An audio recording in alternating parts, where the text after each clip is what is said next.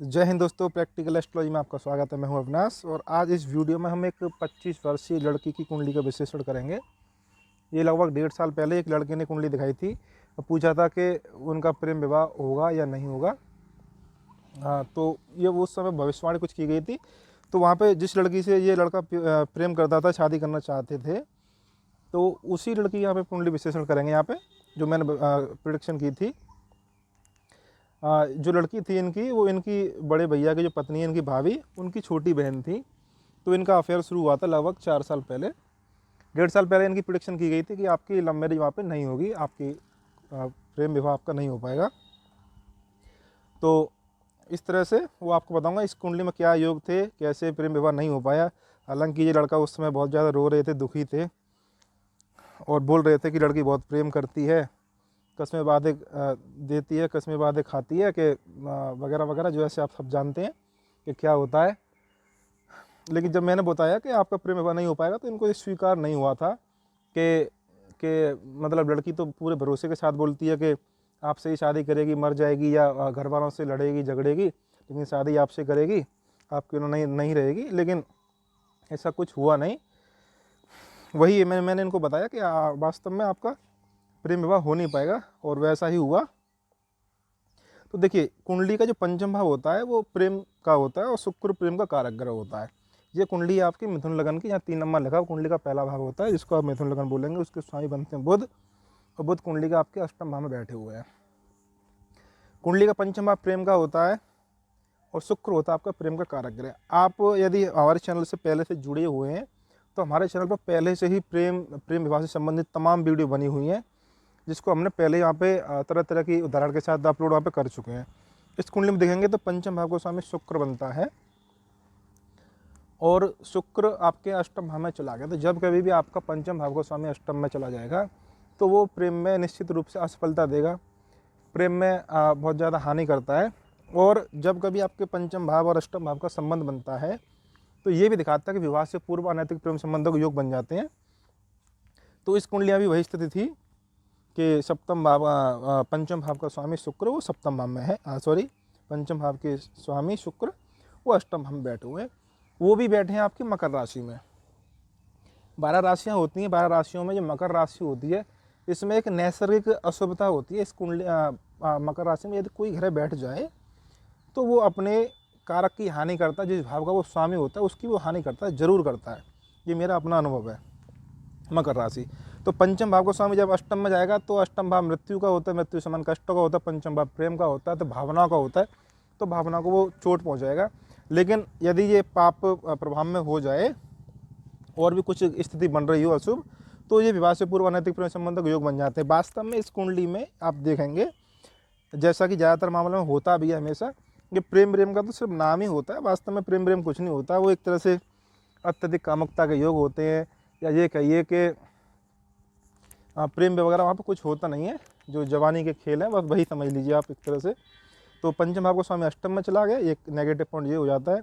दूसरा, एक हमारे पहले वीडियो थी मदन गोपाल योग। जब भी आपका लग्नेश या सप्तमेश के साथ में बुध का संबंध बन जाता है तो एक तरह से मदन गोपाल योग बन जाता है। और भी कई योग होते हैं मदन गोपाल के।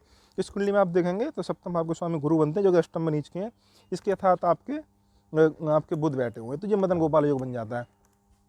मदन गोपाल योग में भी यही स्थिति बनती है कि व्यक्ति के अंदर, चाहे लड़की हो चाहे लड़का हो, अत्यधिक कामुकता होती है, चरित्रहीनता वहाँ पे हो जाती है। एक से अधिक व्यक्तियों के साथ वहाँ प्रेम संबंध वहाँ पे बन जाते हैं, तो मदन गोपाल योग बन गया।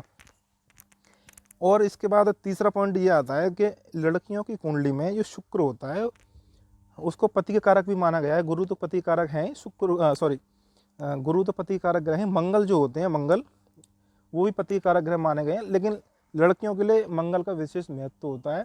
मंगल को लड़कियों की कामुकता का नियंत्रक माना गया एक तरह से। तो जिस कुंडली में मंगल यदि पीड़ित हो, तो जिस लड़की की कुंडली में मंगल यदि पीड़ित होगा, पीड़ित का मतलब है पापी ग्रहों के प्रभाव में आना, युति या दृष्टि से, तो वहाँ पे वो लड़की के मामले में अनियंत्रित काम ऊर्जा देता है। तो लड़की वहाँ पे अपना चरित्रहीनता वहाँ पे प्राप्त कर लेती है, चाहे विवाह से पूर्व हो और विवाह के बाद भी हो। लेकिन इस सब घटनाओं के लिए थोड़ी यहाँ पे दशाओं का भी होना, ऐसी ही दशाओं का होना जरूरी है, तब ये घटनाएं होती हैं। तो यहाँ पे एक तो पंचम भाव का स्वामी अष्टम में चला गया, जो कि प्रेम में असफलता देगा। मकर राशि में बैठा हुआ है, कुछ नहीं, सब अशुभ ही फल देगा। आपके मदन गोपाल योग मैंने आपको बता दिया। मंगल इस कुंडली आप देखेंगे तो मंगल आपके छठे भाव के स्वामी हैं, 11 भाव के स्वामी हैं, चौथे भाव में वक्री होके राहु के साथ बैठे हैं। यहाँ पे देखेंगे मंगल भी आपके 11 डिग्री के हैं, सामने शनि है वो भी 11 डिग्री के हैं, और राहु भी आपके 6 डिग्री के हैं। तो मतलब एक तरह से क्लोज कंजक्शन माना जाएगा। तो मंगल है आपके वो राहु और शनि और केतु तीनों के प्रभाव में है। तो एक तरह से ये नेगेटिव स्थितियाँ बन जाती है कुंडली में। तो इस कारण यहाँ पे ना तो कोई प्रेम विवाह यहाँ पे। अब देखिए कुछ लोग यहाँ पे ये सोच सकते हैं कि पंचम भाव का स्वामी शुक्र और सप्तम भाव का स्वामी गुरु दोनों की युति अष्टम भाव में हो रही है।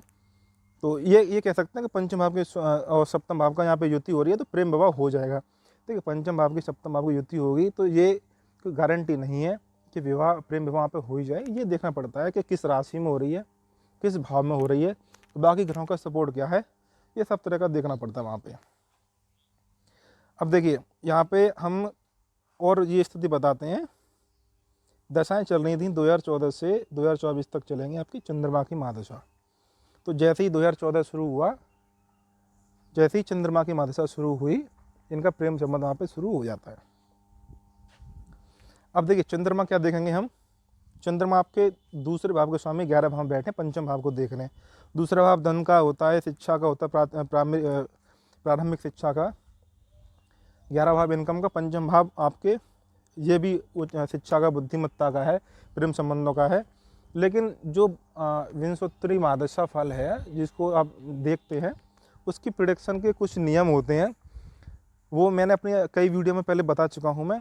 यहाँ पे ऐसा नहीं है कि चंद्रमा की महादशा चल रही है तो सिर्फ चंद्रमा के ही फल हमको मिलेंगे। यहाँ पे ये देखना पड़ेगा कि चंद्रमा के नक्षत्र में कौन कौन सा ग्रह बैठा हुआ है, उसके फल भी आपको मिलेंगे। चंद्रमा किस नक्षत्र में बैठे हुए हैं उसका रिजल्ट भी आपको देखना मिलेंगे। चंद्रमा किस नवांश में बैठे हुए हैं, चंद्रमा के नवांश में कौन सा ग्रह बैठा हुआ है, इस तरह से कई ग्रहों के प्रभाव आपको देखने को मिलते हैं। अब यहाँ पे आप देखेंगे इस कुंडली में तो मंगल हैं वो चंद्रमा के नक्षत्र में बैठे हुए हैं, बुध हैं वो चंद्रमा के नक्षत्र में बैठे हुए हैं, गुरु हैं वो चंद्रमा के में हैं, और शुक्र हैं वो भी चंद्रमा के नक्षत्र में बैठे हुए हैं।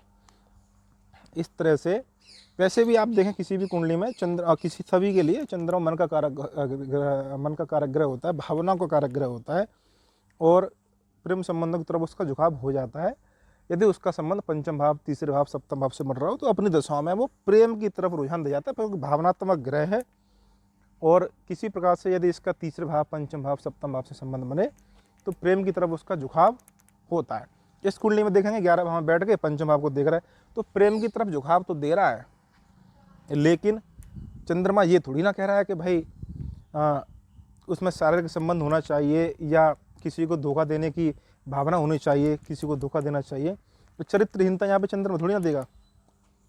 जो चरित्रहीनता या किसी को धोखा देने की प्रवृत्ति है वो अन्य ग्रह देंगे। जैसे जो शुक्र है वो श्रवण नक्षत्र में बैठे हुए हैं, तो चंद्रमा की महादशा में आपको रिजल्ट मिलेगा वो शुक्र का मिलेगा साथ में। तो चंद्रमा का तो मिलेगा ही, शुक्र का मिलेगा। और शुक्र तो आप समझ सकते हैं, शुक्र आपका स्वयं प्रेम के कारक ग्रह हैं।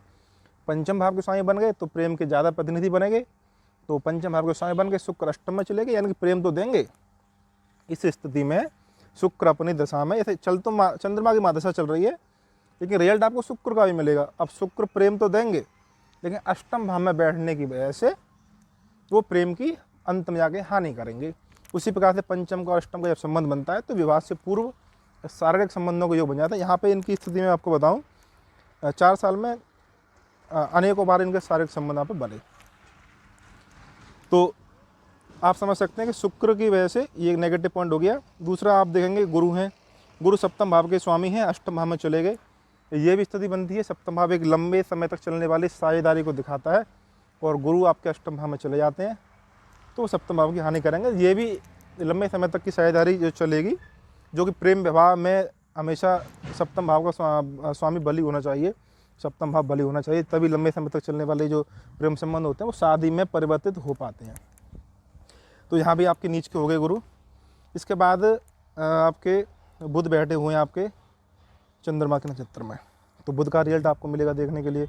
बुध वही आपके लग्नेश हैं, अष्टम भाव बैठे हैं और बुध वास्तव में रिजल्ट आपको शुक्र का गुरु का ही देंगे। इस तरह से आप देखें, इस तरह से आप देखेंगे तो शुक्र बुध की मदशा में आपका चंद्रमा की मदशा चल रही है, रिजल्ट आपको बुध के, शुक्र के, गुरु के, तीनों के मिलेंगे। इसके साथ साथ आपका चंद्रमा भी आपके भरणी नक्षत्र में, शुक्र का नक्षत्र बैठा हुआ है, तो इसलिए शुक्र का रिजल्ट आपको सबसे ज़्यादा देखने को मिलेगा। वही यहाँ पर रिजल्ट आपको मिला और इस तरह का आपको देखने को रिजल्ट मिले। कुंडली की प्रेडिक्शन कई प्रकार से हो सकती हैं। यहाँ पर देखिए, अब सप्तम भाव को आप देखेंगे इस कुंडली में, तो सप्तम भाव का स्वामी आपका नीच का हो जाते हैं। सप्तम भाव पर शनि की दृष्टि है, सप्तम भाव पर मंगल की दृष्टि है। इस प्रकार से देखेंगे तो सप्तम भाव पे आपके मंगल की, शनि की, दोनों की दृष्टि होगी। और राहु का जो केंद्रीय प्रभाव है 14 भाव बैठ के, केंद्रीय प्रभाव जो होता है वो सप्तम भाव में पड़ गया। किसी भी शुभ ग्रह का कोई उस पर प्रभाव है नहीं। तो जब भी आपके सप्तम भाव पे पापी ग्रहों का प्रभाव हो, मंगल शनि का, जो कि एक प्रथा अपना उच्च श्रेणी के ग्रह माने गए हैं, तो फिर वहाँ पे वो एक तरह से व्यभिचार के योग वहाँ बन जाते हैं, तो व्यक्ति वहाँ पे व्यभिचारी वहाँ पे हो जाता है। इस कुंडली में कई प्रकार के योग थे जो ये संकेत हमें दे रहे थे कि हाँ, विवाह से पूर्व कुछ प्रेम संबंध बनेंगे जिसमें व्यक्ति के अंदर धोखा देने की प्रवृत्ति हो जाएगी। हालांकि धोखा देने जैसी कोई बात होती नहीं है, क्योंकि व्यक्ति एक तरह से खिलौने की तरह उसकी ज़िंदगी होती है, सब ग्रहों का खेल होता है, हमारे हाथ में कुछ होता नहीं है। लेकिन फिर भी समाज में, पूरी दुनिया की भाषा में ये बोलते हैं, किसी ने किसी को धोखा दे दिया, किसी ने किसी के साथ बुरा कर दिया, ये अच्छा है वो बुरा है, इस तरह से बोला जाता है। लेकिन हमारे दृष्टिकोण में तो इतना ही है भाई कि सब ग्रहों का खेल होता है, किसी को कोई दोष देने की आवश्यकता नहीं है। इनकी आने वाली जो मैरिड लाइफ रहेगी उसमें भी कई प्रकार की यहाँ दिक्कतें इनको देखने को मिलेंगी। इनकी शादी भी हो चुकी है, चंद्रमा की महादशा में एक शुभ ग्रह का अंतर आया था 1 साल पहले, तो वहाँ पे इनकी शादी भी हो चुकी है। लेकिन पूरी कुंडली विश्लेषण करने का यहाँ पे कोई उद्देश्य नहीं है, या सिर्फ ये बताया गया कि किस तरह से प्रेम में एक असफलता मिली, किस तरह से प्रेम में धोखा दिया गया। तो आज की वीडियो में इतना ही। वीडियो को लाइक कीजिए, शेयर कीजिए। धन्यवाद।